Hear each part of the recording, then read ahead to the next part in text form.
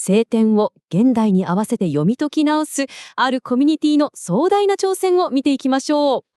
あるコミュニティはこの問いにイエスと答えます。でも一体どうやって？この使命を掲げるのがクルアーン・バイアン、ウイグル語による全く新しいクルアーン解釈なんです。なぜ新しい解釈が必要なのか。それは従来のクルアーン解釈にある大きな問題があるからだと。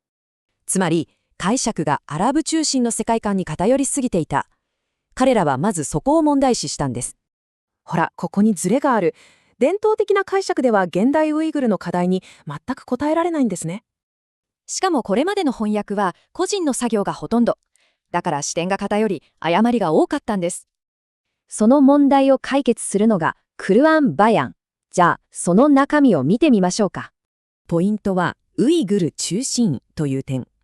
本文は変えず、その応用を変えようということなんです。そのプロセスがすごく徹底しているんです。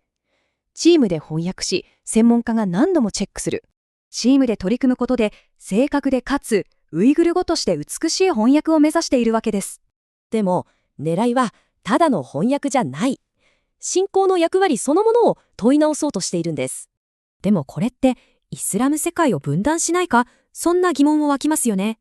創設者の答えははっきりしています。分断じゃない。ウイグルとしてのアイデンティティ確立が目的なんだと。彼らは歴史を例に出します。預言者ムハンマドがアラブの民を一つにまとめたように、と。じゃあ、究極の目標は何か？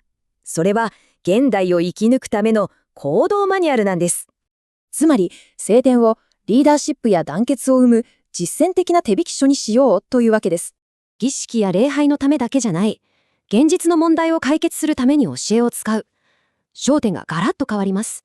たとえ少数でも心ある学者が集まれば民族の未来は変えられる。彼らはそう確信しているんです。過去の物語をどう読み解くか、それが未来を作る。このプロジェクトはまさにそのことを教えてくれます。